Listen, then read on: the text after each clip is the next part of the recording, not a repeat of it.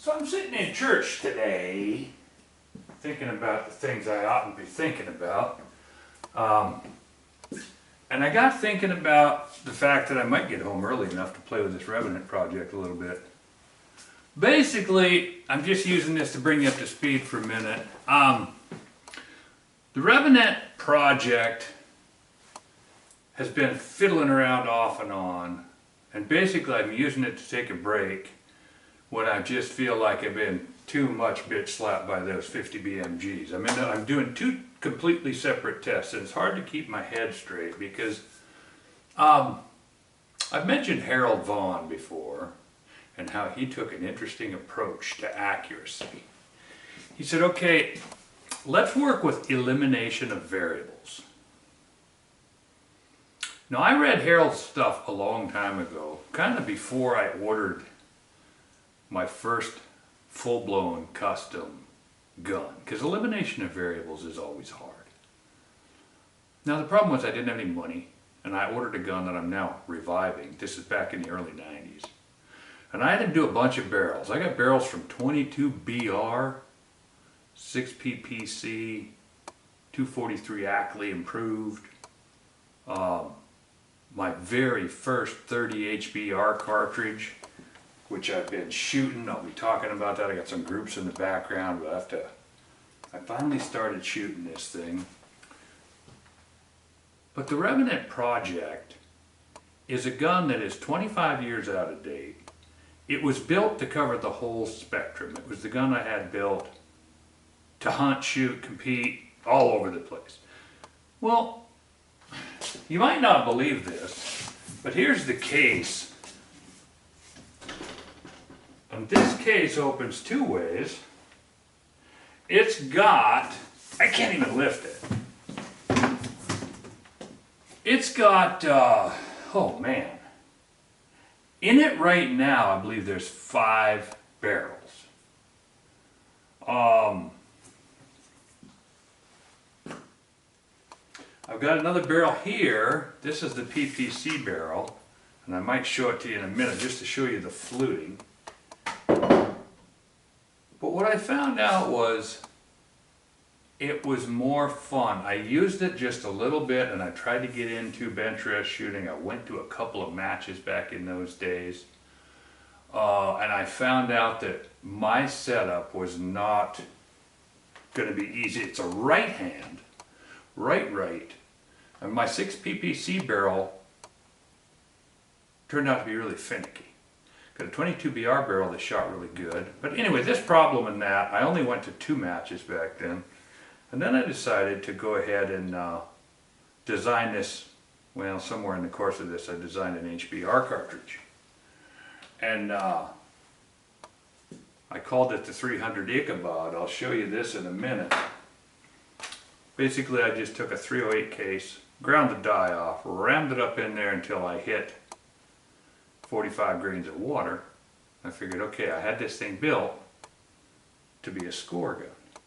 Well, in the resurrection of it, I have to pick a way. I have to pick a, how do I put it? It can't be the do-all. That's what I learned from this. Every experiment teaches me something. And this one taught me that it's simply not useful. I had 3 scopes, 2 stocks, 7 barrels in this thing at one time. I could barely lift it. So I cut a bunch of that dross out, and I figured I'm going to resurrect this gun, but I still want to make it useful. So I put a Bucky's mount on it, and I have a frozen 36. So right now it's going to be a score gun. I'm working on the 30 caliber stuff. It might, with the backup of a varmint for score, because score, HBR, is 6-power scope. My 6-power scope is fully adjustable, but I'm still going to put it in that Bucky's mount and zero it in, and then I can pop the caps off and swap the scopes out pretty quickly and easily. So, in the course of that,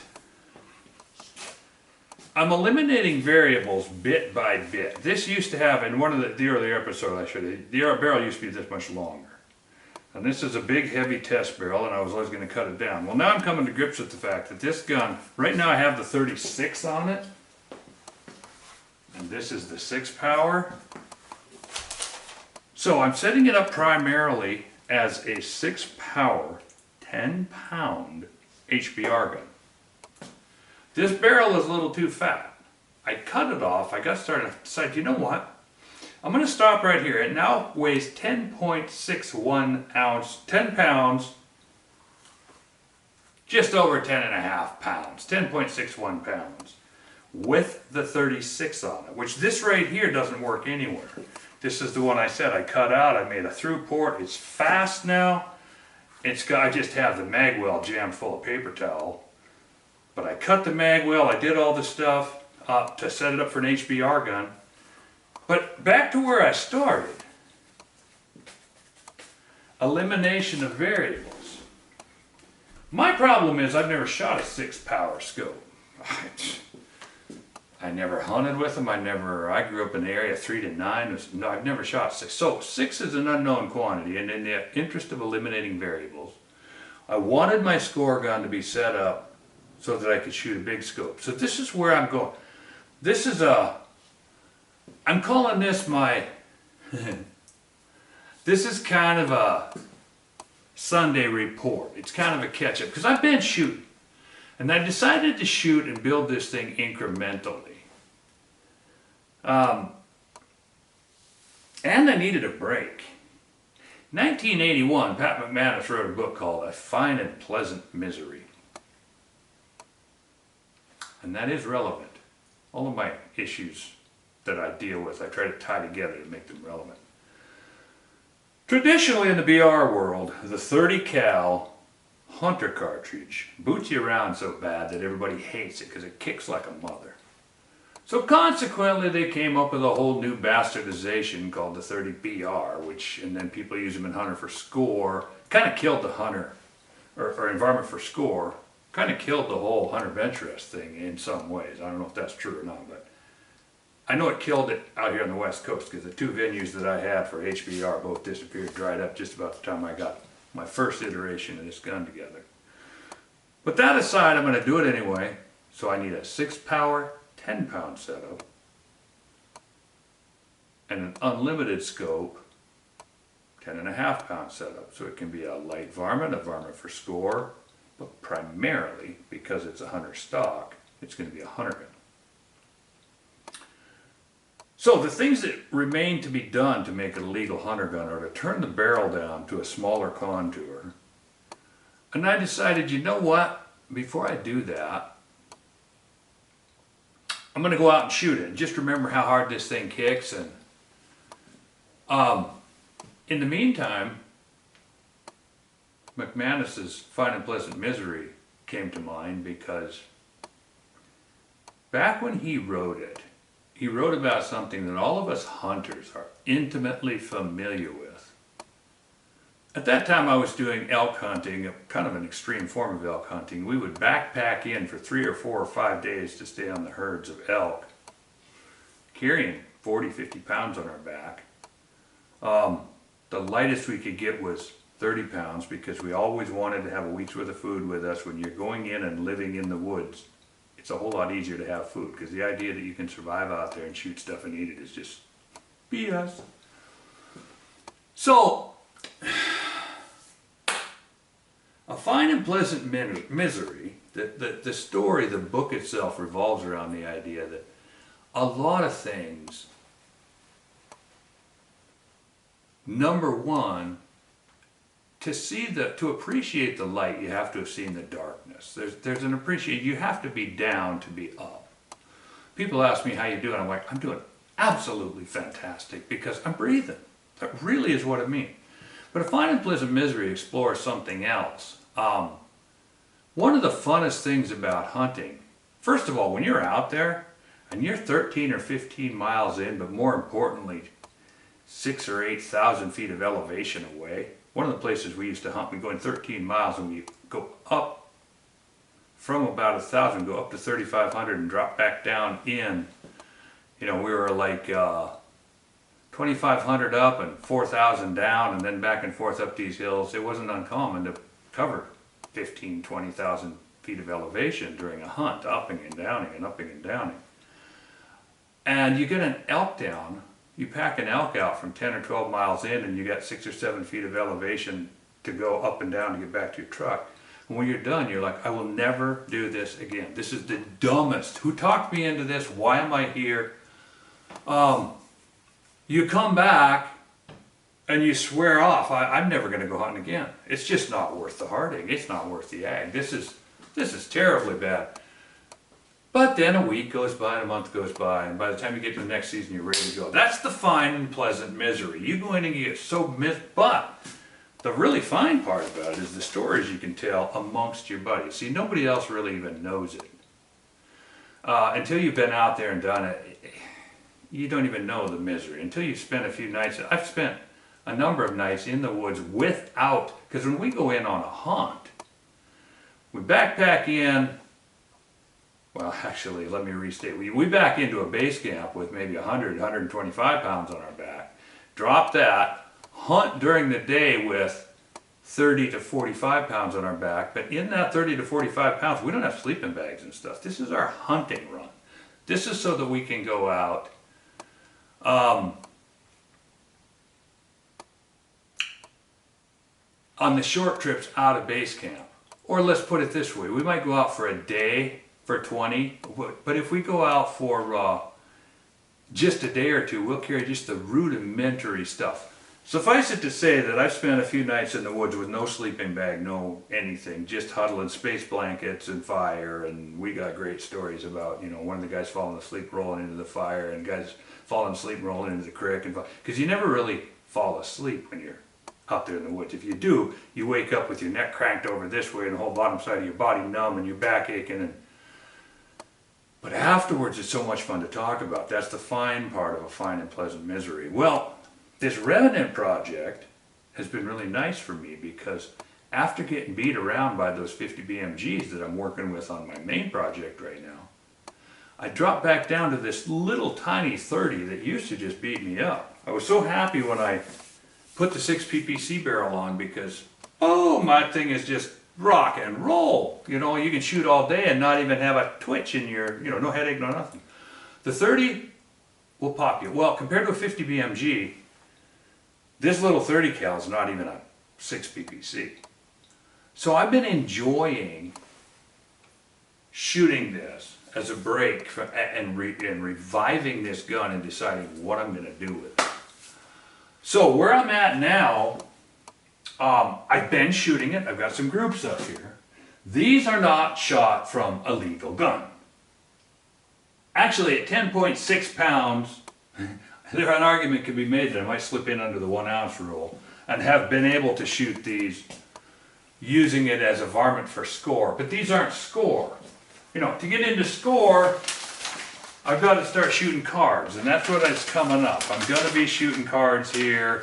I'm just getting working my way. First thing I find out is that this old case, this is the first one that I got stuck with that clicked, and it clicked so unbearably bad that part of this Revenant project that I haven't talked about is how I've recut the chamber, set it up, recut the chamber larger. I just a couple of days ago recut the die because I didn't know, this is my little pack of cartridges that I shot all those groups with. And I still don't know because I haven't done it. Pretty soon I'm going to put water in this. I don't know if I figured the water capacity all the way to the top of this big long neck. I do know from 25 years ago that I have another reamer that's the correct size. It was the first in my fat butt series when I first got started doing the fat butts, and it worked so well that now I do fat butts in everything. I do big wide clearances and everything. This is what got me started. So I went ahead and I opened up the chamber. Now I don't even know the neck diameter on these cases. I kind of do, but I neck turned all these on the lathe, which with this long neck, I had the interesting thing, I can turn these long necked cases on the lathe without fire forming them. So as I said, I got beat around so much by the 50s, I decided, you know what? I'm going to go back and reopen the Revenant package and shoot it for a while, because my head is ringing here. 150 some shots with assorted 50 BMGs, and I'm ready to take a break. So I whipped out some cases, and some of the tests involved were, number one, I wanted to see, can I turn these cases without fire forming them first, because this is the only barrel that I've got right now that's any good. I burnt out my old barrel, shooting prairie dogs with it and stuff, because frankly, shooting prairie dogs with a varmint gun, by varmint I mean, forget I said, with a bench rest gun. I'm stuck on light varmint and heavy varmint because those are two classes of bench rest gun. I shot squirrels in eastern Oregon with a 6 PPC, and I found it was almost boring. Out to about 300, 350 yards, depending on the wind, it was like cheating. You could shoot both their eyeballs out and not even touch their skull type of thing. But then when the wind started to blow, or you got beyond 200, let's say 250 yards, let me be fair here. Beyond 250 yards out in the real world, the gun became completely useless. So I did a bunch with this BR too, and then when I shot this HBR cartridge in, I was getting fired up. And understand, I had to drag out notes from 20, 25 years ago. I didn't keep as good of notes then. This is what's called a dope book. And it's got endless guns, it's got tabs in it, and each of these tabs shows a different thing. And my notes were a lot more rudimentary then than they are now. And the sick thing is, I don't have any weights. H380, 76 on the Harrell, 2800, 76, 30-30 Varget, 322, 76, 77, these are clicks. This is the way people used to talk bench rest, and I wanted to be all cool like that. So I wanted to talk bench rest like the big boys, and I didn't know how. And still don't know how. But the point is, all of my notes, I kept all the wrong stuff. I got this whole dope book that's got all kinds of temperatures and pressures and stuff, but it doesn't even tell me. So bottom line is, I had to go out and make some cases. I decided to go ahead and do the old original barrel that I never really shot up because I couldn't. This is back when I had the new reamer built, and I built the new 30 round, which is got a regular size neck, and it turns out that it fits. I can use 6.5 by 47 brass to make the cases. I hit everything great. It was a total success. And I banged with that thing, but to go back and use my old case, long story short, let's go up and take a look at these groups. They're not going to tell you a whole lot, and I'm not going to bore you with going all the way through the details.